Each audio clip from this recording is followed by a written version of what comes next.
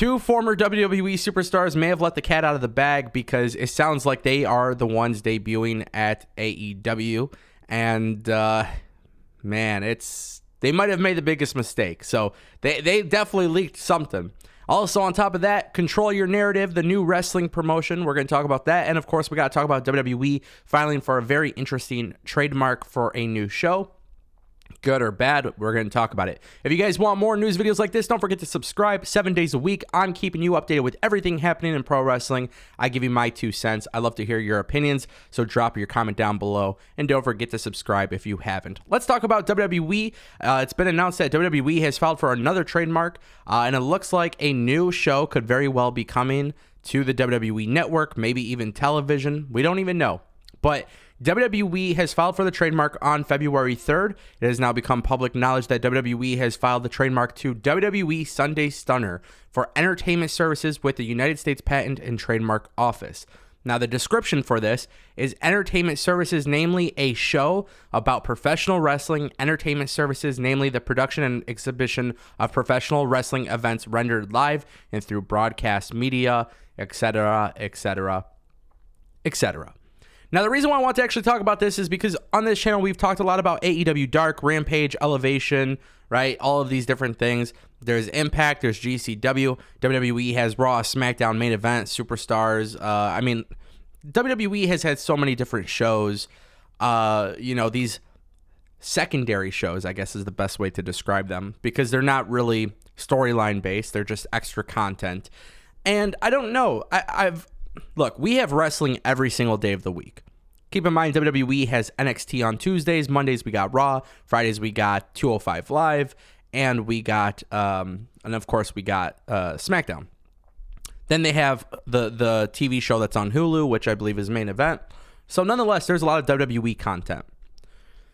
But there is no wrestling, to my knowledge, that's on Sundays that I could think of, aside from a wrestling pay-per-view. And I'm curious if maybe WWE Sunday Stunner is like, maybe WWE will kind of go away from using 205 Live. Maybe Sunday Stunner could be a new show for less used talent. Pre-taped, obviously. Throw it on Sunday nights. I don't know. I'm trying to get an idea based on this information. I'm very curious. I wouldn't mind wrestling on Sunday nights. But then again, too, like my entire schedule is actually filled by wrestling. So there is a lot of wrestling to watch. It is very intriguing to see that WWE could potentially be launching a new show. Whenever a show like this gets launched, though, I'm usually not a fan of it when it's no storylines, right? When there's it's not storyline driven. If there is no continuity from SmackDown, Raw, NXT, or whatnot. So I've talked about AEW having a large roster. WWE has a large roster as well. If you're launching a 1-hour show, put it on the network, Peacock, whatever. Again, it's just more content. You got people who aren't being used.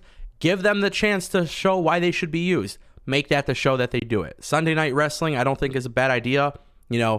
At this point, though, I would like to see WWE bring back Sunday Night Heat for the Super Bowl. They don't do that either anymore. Sad, sad, sad. Guys, you may have seen Control Your Narrative. In fact, it's not the first time we've talked about Control Your Narrative on this channel. But now Control Your Narrative is going on a tour. 2 events that are going to be happening in Orlando and Dallas, Texas. So it's interesting, right? Control Your Narrative has basically come out. It's been founded by EC3, Adam Scherr, a.k.a. Braun Strowman. We see Wesley Blake. Now Killer Cross is on there. There's a couple other people. We even saw Control Your Narrative. These group of guys came in and attacked ROH at Final Battle. Now Control Your Narrative is going by the name CYN, and they're launching their show CYN Awakening Live. So what they're saying is they're going to offer a unique interactive experience where fans can not only meet and greet their favorite stars, but watch them do what world-class competitors do best. Now, this is going to be very interesting because Control Your Narrative is more of like a cinematic type of wrestling promotion. Their video promos tend to get a little bit of criticism on social media and whatnot. Look, we've seen groups of disgruntled wrestlers before, so a lot of people are kind of hesitant about this. However, the idea that Control Your Narrative takes some of the bigger names from WWE And when I say bigger names, I'm just saying in general. Killer Cross, Karrion Kross should have been a bigger name. Obviously, Braun Strowman was a pretty big name. You bring all these guys together, you put EC3 and all these guys together, they're kind of forming their own unit, their own show, and it's a live experience. Is it going to do well? I don't know. What is the broadcast going to look like? You know, these are live wrestling shows, but what they've shown us thus far is cinematic stuff. I'm still confused on what this is, but the idea that they've launched 2 shows that you could buy tickets to is intriguing to me. And I want to see more of this because I like the idea. I like what they've shown us before. I don't know what it's going to be like when they go to Dallas, when they go to Orlando. But there is nothing wrong with more wrestling, considering the fact that there are a ton of free agents and not enough wrestling companies who have the space to sign them. So I am very intrigued by this. Our final story of the day, guys, Killer Kross and Scarlett Bordeaux. Very interestingly enough, they may have leaked their plans to debut on AEW Dynamite this Wednesday. So if you guys didn't know, AEW Dynamite is in Atlantic City. And basically they were at like this signing thing. Dude, this is the craziest thing. So Karrion Kross, Killer Kross, him and Scarlett Bordeaux are asked a question about whether or not they'd be in Atlantic City. And it's just like super awkward. And Killer Kross just starts laughing, right? Because he's putting 2 and 2 together. Scarlett Bordeaux almost looks like she doesn't know what this is in reference to. So she asks Killer Kross, like, oh, wait, is that...